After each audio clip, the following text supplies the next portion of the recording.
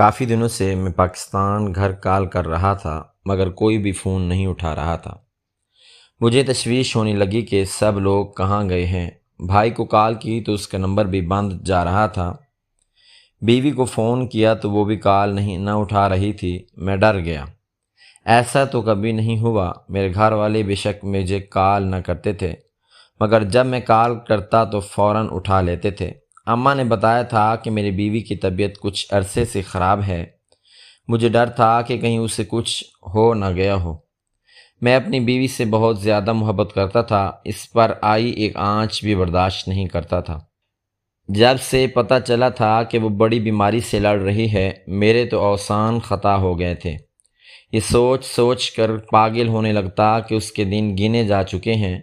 میں پاکستان جانا چاہتا تھا مگر ماں نے مجھے روک دیا کہ وہاں سب موجود ہیں اس کا خیال رکھنے کے لیے، مگر میرا دل مطمئن نہیں تھا۔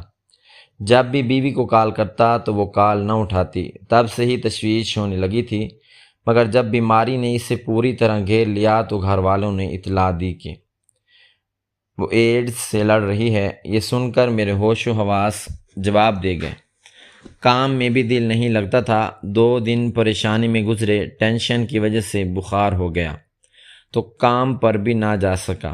رات 2 بجے ماں کی کال آئی، میں نے فوراً اٹھائی تو وہ روتے ہوئے کہنے لگی ارم ہمیں چھوڑ کر جا چکی ہے۔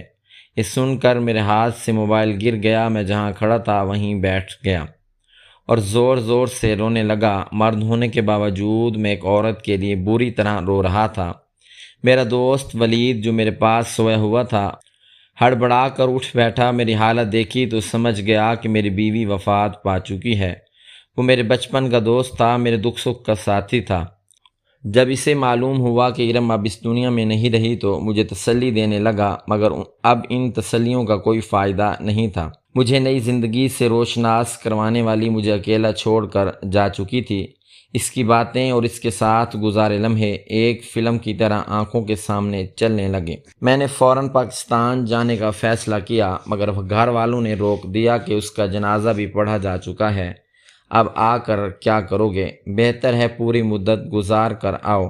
میں روتا رہ گیا۔ 5 سال بعد میں جب پاکستان آیا اور بیوی کے احصال ثواب کے لیے غریبوں میں کھانا تقسیم کروانے کا سوچا، جس وقت میں کھانا تقسیم کر رہا تھا شدید بھیڑ میں کسی نے میرے سامنے ہاتھ پھیلایا تو میں یہ دیکھ کر دنگ رہ گیا کہ میں پاکستان کے ایک چھوٹے سے شہر میں رہتا تھا اور بے روزگار تھا۔ میں نے BS کیا ہوا تھا مگر یہاں ڈگریوں کی کوئی وقت نہ تھی۔ یہاں تو سب پیسوں کی پوجا کیا کرتے تھے، اوپر سے سسرال والے شادی کے لیے دباؤ ڈال رہے تھے کہ ان کی بیٹی 2 سال سے میرے نکاح میں بیٹھی ہے، اب ہمیں اس کی رخصتی کر دینی چاہیے۔ میرے بابا کی ایک کریانے کی دکان تھی اور گاؤں میں تھوڑی بہت زمین بھی تھی۔ میں دکان پر بابا کے ساتھ بیٹھتا تھا مگر وہاں زیادہ رش نہ ہوتا، خرید و فروخت بھی خاص نہ تھی، گھر کا گزارا بڑی مشکل سے چل رہا تھا۔ ایسے میں شادی کیسے ممکن تھی؟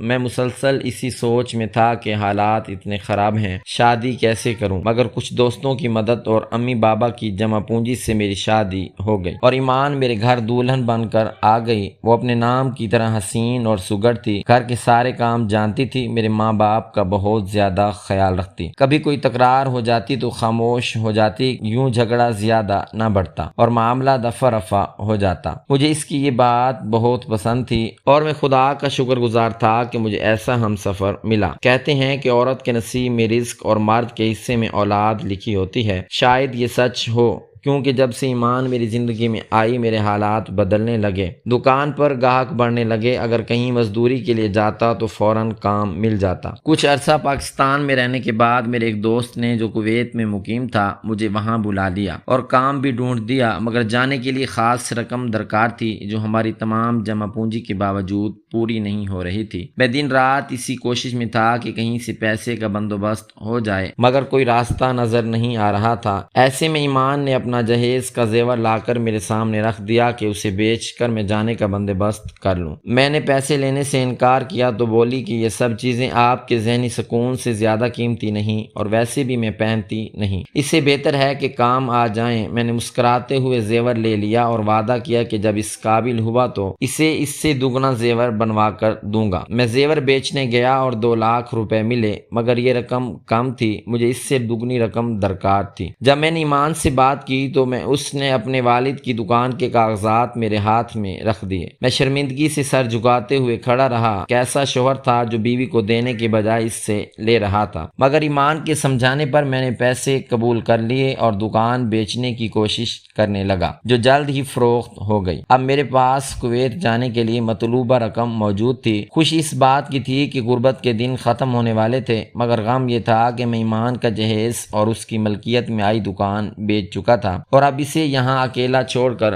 جا رہا تھا، مگر میرے پاس کوئی اور راستہ نہ تھا۔ پیسے ملنے کے چھٹے روز میری فلائٹ تھی۔ اس دن ایمان کی آنکھوں میں آنسو اور غم دیکھ کر میرا دل ہر چیز سے اچاٹ ہو گیا۔ جی چاہا کہ سب چھوڑ کر اس کے ساتھ بیٹھا رہوں، مگر اس نے مسکراتے ہوئے کہا کہ یہ مشکل وقت ہے، کٹ جائے گا اور اچھے دن ہمارے منتظر ہیں۔ انشاءاللہ ہم پھر ایک ساتھ ہوں گے۔ یاد رکھیے گا کہ آپ کی بیوی صرف آپ کو کامیاب دیکھنا چاہتی ہے اور آپ کی سچی مسکراہٹ دیکھنے کی منتظر ہے۔ اس کی بات نے میرا دل جیت لیا اور آج میں پہلی بار کسی سے بچھڑنے پر رویا تھا۔ اب 3 سال مجھے اس جدائی کو سہنا تھا، مگر کچھ پانے کے لیے کچھ کھونا پڑتا ہے۔ یہ 3 سال ہماری زندگی کے باقی تمام سالوں کو بہترین بنا سکتے تھے اور ہمیں یہ قربانی دینی تھی۔ اس روز میں نے پاکستان سے اڑان بھری اور کویت جا پہنچا۔ وہاں میرا دوست ولید پہلے سے میرے استقبال کے لیے موجود تھا۔ میں اس کے ساتھ اس کی رہائش گاہ تک پہنچا، جو ایک چھوٹا سا فلیٹ تھا جس میں ایک کمرہ، ایک کچن اور ایک چھوٹا سا ٹی وی لاؤنج تھا۔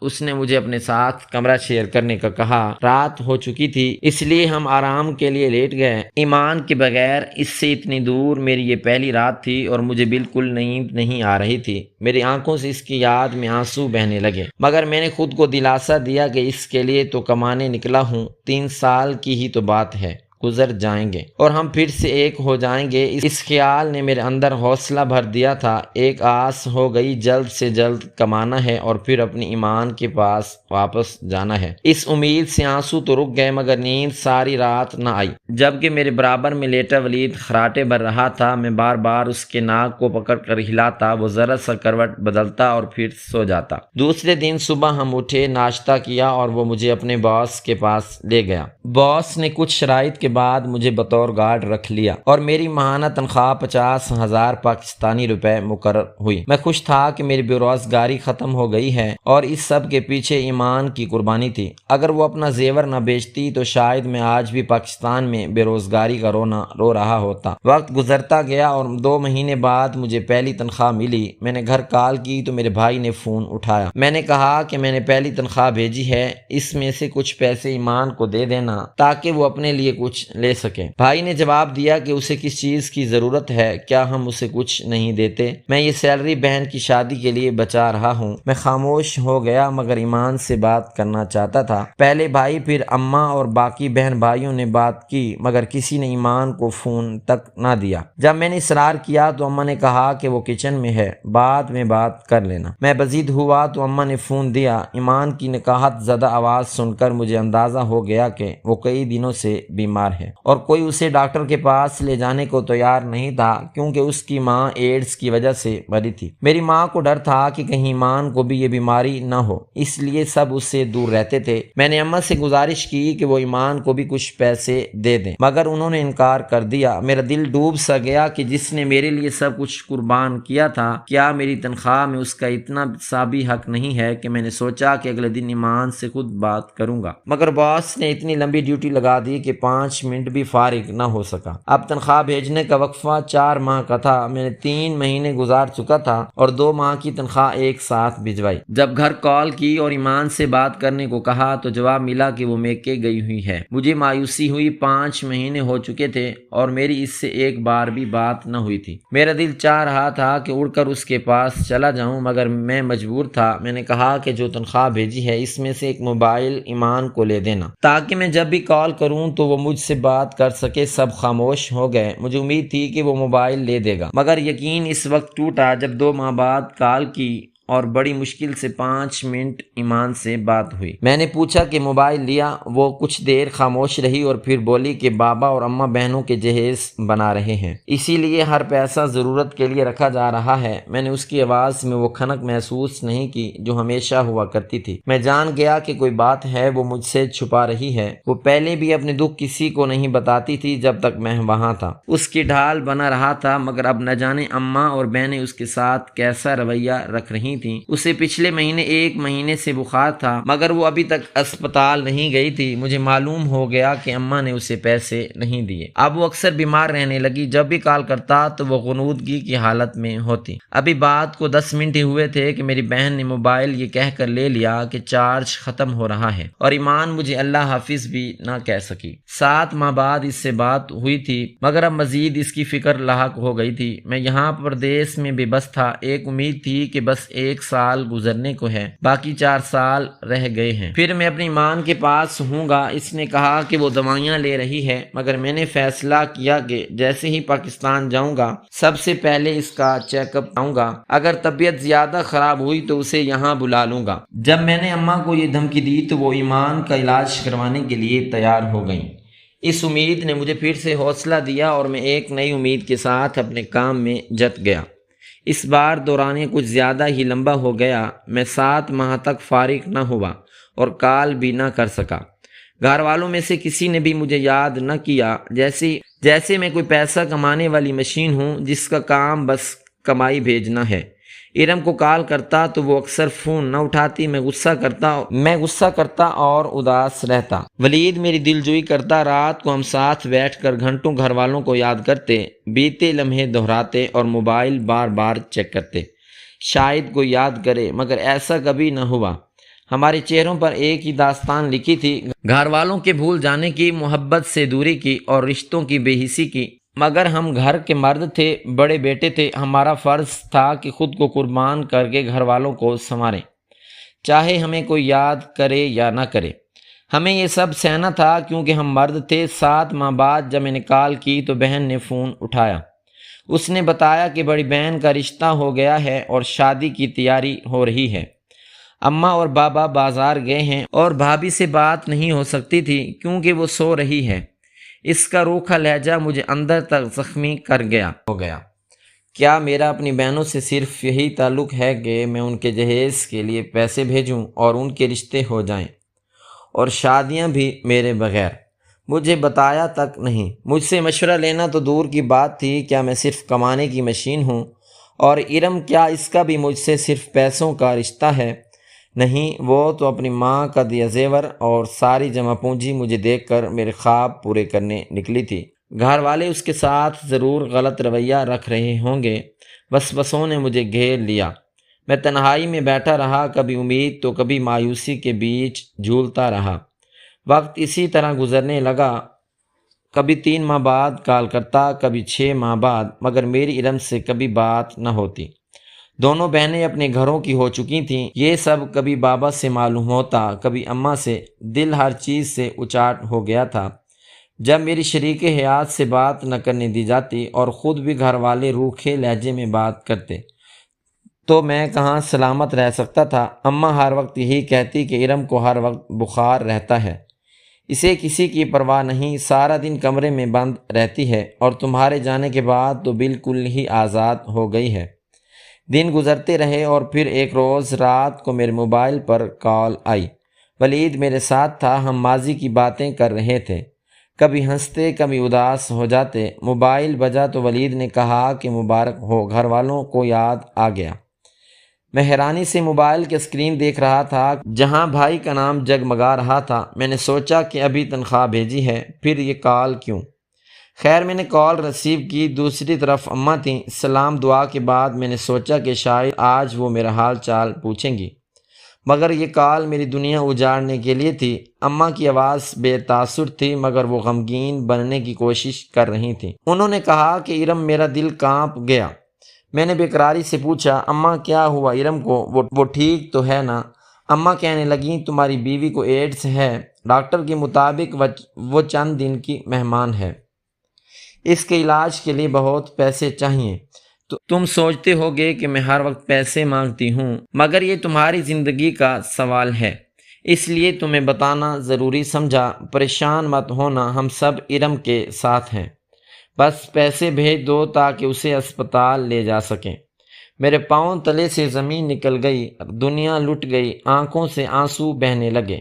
میں نے کہا اماں میں سب چھوڑ کر آج ہی واپس آ رہا ہوں، مگر اماں نے روک دیا کہ جو ہونا تھا وہ ہو چکا، اب تم کیوں روزگار چھوڑ کر آؤ گے؟ ویسے بھی ڈاکٹر نے سختی سے منع کیا ہے کہ کوئی ارم کے قریب نہ جائے، ورنہ سب کو ایڈز ہو سکتا ہے۔ 3 سال تو گزار چکے ہو، 2 سال اور سہی، کچھ بن کر آنا، ورنہ ہم کیا کھائیں گے؟ اسی لمحے مجھے یقین ہو گیا کہ آج کی کال بھی پیسوں کے لیے تھی۔ اتنے عرصے میں یہاں کماتا رہا، سب کا پیٹ بھرتا رہا، جس کی خاطر آیا تھا اب اس کی تیمارداری کے لیے واپس بھی نہیں جا سکتا تھا۔ میں خاموشی سے موبائل بند کر کے ساری رات روتا رہا۔ اس کی تصویر موبائل میں موجود تھی، میں اسے بار بار دیکھتا رہا۔ ہم نے پورے 6 مہینے بھی نہ گزارے تھے کہ ابھی تو خوابوں کی تعبیر پانی تھی، ایک ساتھ بوڑھا ہونا تھا، بچوں کی خوشیاں دیکھنی تھیں، اور سب سے بڑھ کر ایک دوسرے کے سہارے بڑھاپا گزارنا تھا۔ وہ مجھے خوابوں کی دنیا میں اکیلا چھوڑ کر اتنی جلدی کیوں چلی گئیں؟ اس رات ولید بھی نہ سو سکا۔ میں نے اسے پہلی بار روتے دیکھا، وہ ساری رات مجھے دلاسے دیتا رہا اور میں اس کے کندھے پر سر رکھے روتا رہا۔ کاش میں یہاں نہ آتا، کاش مجھے معلوم ہوتا کہ وہ اتنی کم زندگی لے کر آئی ہے تو میں کبھی اسے چھوڑ کر نہ آتا۔ اسی ایک امید پر 3 سال گزار چکا تھا، واپس جا کر اس کے ساتھ زندگی گزاروں گا، مگر اب وہ امید بھی ختم ہو چکی تھی۔ میری زندگی کا ہر مقصد چھوٹ چکا تھا۔ ارم کی طبیعت کا سن کر میرا دل ہر چیز سے اچاٹ ہو چکا تھا۔ گھر والوں کو بار بار ویڈیو کال کی مگر کسی نے نہ اٹھائی۔ ارم کے پاس صرف کی پیڈ والا موبائل تھا، ویڈیو کال ممکن نہ تھی، اس لیے میں مجبور تھا۔ 2 دن بعد ماں نے کال کی اور کہا کہ ہم ہسپتال میں ہیں، تمہاری بیوی کا علاج جاری ہے، فکر مت کرنا، ہم اس کا خیال رکھ رہے ہیں۔ اگلے دن اماں روتے ہوئے بولیں کہ ارم ہمیں ہمیشہ کے لیے چھوڑ کر چلی گئی ہے۔ میرے پیروں تلے زمین نکل گئی، میں وہیں بیٹھ گیا اور زور زور سے رونے لگا۔ ولید جو سو رہا تھا فوراً اٹھ بیٹھا۔ جب اسے ارم کی وفات کا معلوم ہوا تو وہ مجھ سے جب اسے ارم کی وفات کا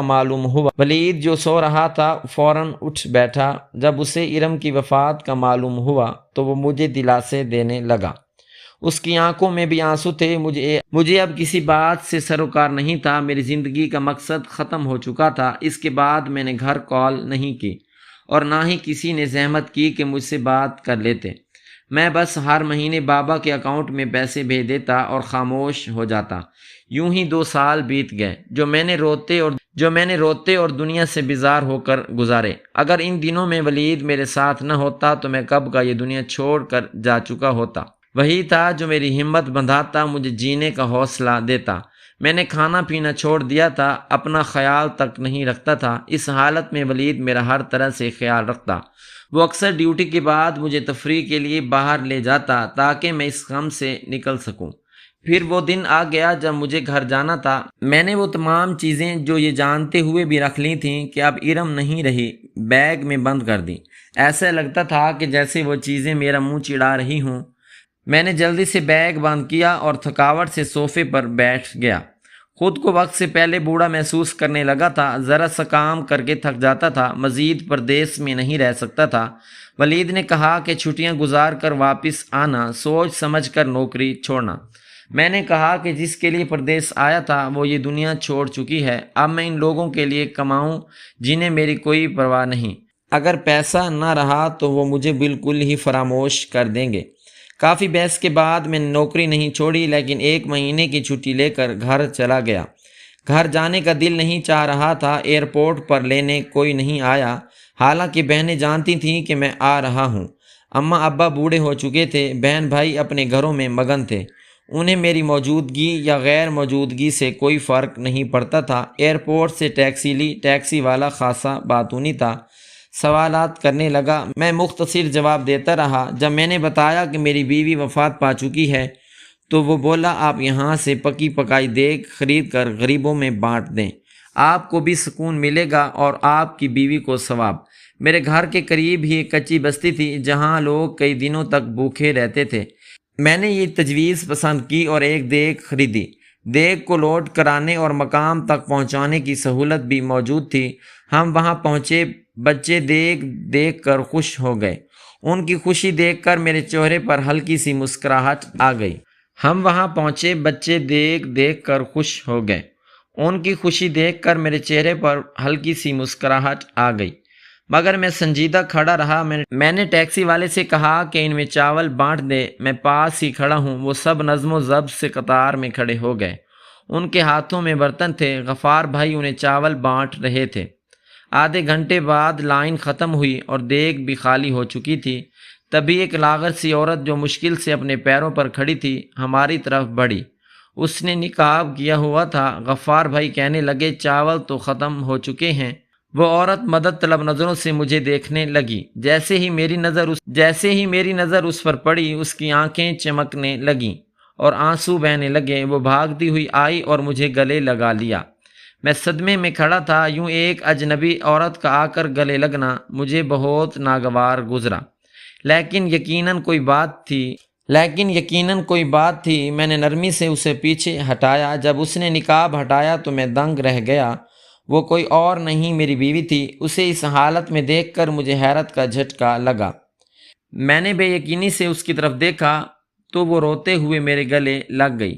وہاں موجود لوگ حیرت سے ہمیں دیکھ رہے تھے۔ ٹیکسی ڈرائیور بھی حیران تھا۔ اسے لگا کہ شاید میں نے جھوٹ بولا تھا کہ میری بیوی وفات پا چکی ہے۔ سب لوگ اتنے غور سے دیکھ رہے تھے کہ مجھے شرم آنے لگی۔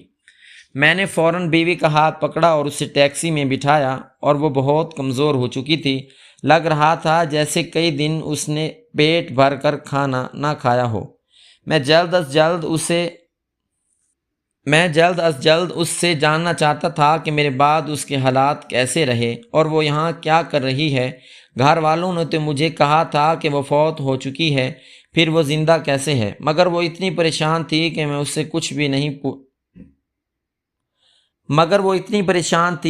سے کچھ بھی نہ پوچھ سکا۔ ڈرائیور کہنے لگا کہ آپ لوگ گھر پر چل کر آرام سے بات کر لیجئے۔ اگر آپ گھر جانا مناسب نہیں سمجھتے تو میں نے کہا ٹھیک ہے، تم اپنے گھر لے چلو۔ اس نے ہماری گفتگو سن لی تھی۔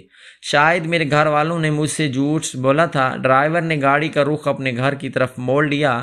5 منٹ بعد ہم اس کے گھر پہنچے۔ اس نے بہت عزت سے ہمیں اپنی بیٹھک میں بٹھایا اور فوراً چائے اور کھانے کی چیزیں لے آیا۔ میں تو بھوکا نہیں تھا، البتہ میری بیوی کافی عرصے سے فاقے کر رہی تھی۔ وہ فوراً کھانے پر جھپٹ پڑی۔ اسے کھاتا دیکھ کر میری آنکھوں سے آنسو بہنے لگے۔ جس کی خاطر میں نے پردیس کا طویل سفر کاٹا، وہ ایسی زندگی گزار رہی تھی کہ اس کے کپڑوں پر کھانے کے ٹکڑے گر رہے تھے اور منہ پر لگ رہے تھے، مگر اسے کسی چیز کی پرواہ نہیں تھی۔ اس کی یہ حالت مجھ سے دیکھی نہ جا رہی تھی۔ جب وہ کھانے سے فارغ ہوئی تو میری طرف دیکھنے لگی۔ شاید اسے لگا کہ مجھے اس کی حالت پر کوفت ہو رہی ہے۔ میں نے غور کیا تو اس کے کپڑے پرانے اور میلے تھے جن پر پیوند لگا ہوا تھا۔ میں نے اس کی ہمت کو داد دی۔ وہ نیم پاگلوں جیسی حرکتیں کر رہی تھی۔ میں کچھ پوچھتا تو وہ رونے لگتی۔ اس کے بال الجھے ہوئے تھے، ان میں جوئیں پڑ چکی تھیں۔ میں نے ٹیکسی ڈرائیور کو پیسے دیے اور بیوی کو پہلے پارلر اور پھر ہسپتال لے گیا۔ وہاں ڈاکٹر کہنے لگی یہ پاگل نہیں ہوئیں، بلکہ انہیں ایسے انجیکشن لگائے گئے ہیں جس سے ان کی حالت ایسی ہو گئی ہے۔ میں حیرت سے ڈاکٹر کی طرف دیکھنے لگا۔ وہ کہنے لگیں آپ کی والدہ انہیں میرے پاس لائی تھیں۔ میری دوست جو گائناکالوجسٹ ہے اس وقت میرے ساتھ موجود تھی۔ آپ کی ماں کو جب معلوم ہوا کہ آپ کی بیوی کے پیٹ میں ایک لڑکی ہے تو انہوں نے زبردستی وہ بچہ ضائع کروانا چاہا۔ جب ہم نے انکار کیا تو وہ مایوس ہو کر چلی گئی۔ کچھ عرصہ بعد ایمرجنسی کیس آیا اور وہ کوئی اور نہیں آپ کی بیوی تھی۔ آپ کی ماں نے زبردستی انہیں گولیاں کھلائی تھیں۔ ان کے مطابق ان کے بیٹے کو بیٹی نہیں بیٹا چاہیے تھا، اس لیے انہوں نے بہو کا بچہ ضائع کروا دیا تاکہ ان کے بیٹے کا گھر نہ ٹوٹے اور وہ بیوی کو طلاق نہ دے دیں، مگر اب یہ کبھی ماں نہیں بن سکیں گی۔ ڈاکٹر کے الفاظ سنتے ہی میرا جسم غصے سے کانپنے لگا۔ دل چاہا کہ ساری دنیا کو تباہ کر دوں۔ میں نے ڈاکٹر کی دی ہوئی پرچی اٹھائی، بیوی کا ہاتھ پکڑا اور اسے کھینچتے ہوئے گھر لے آیا، مگر جب اپنے محلے پہنچا تو اپنا گھر ڈھونڈتا رہا، کیونکہ وہاں اب ایک شاندار کوٹھی بن چکی تھی، ایسی کوٹھی جس کا میں نے کبھی خواب دیکھا تھا۔ میں نے دروازہ کھٹکھٹایا تو میرا بھائی غصے سے باہر نکلا۔ جیسے ہی اس کی نظر ارم پر پڑی وہ ساکت ہو گیا اور میرے منہ پر دروازہ بند کر دیا۔ میں نے دوبارہ دروازہ بجایا مگر کوئی جواب نہ آیا۔ ارم روتے ہوئے کہنے لگی، مجھے ان لوگوں کے ساتھ نہیں رہنا، یہ مجھے مار ڈالیں گے۔ میں نے اسے نظر انداز کر دیا کیونکہ اب تک اس کے ساتھ ناانصافی ہوتی رہی اور اس نے مجھے اطلاع تک نہیں دی تھی۔ تھوڑی دیر بعد بھائی باہر آیا اور ہمیں اندر لے جانے لگا۔ میں نے غصے سے اس کی طرف دیکھا اور اندر جا کر دیکھا تو ماں ایک چارپائی پر لیٹی تھیں۔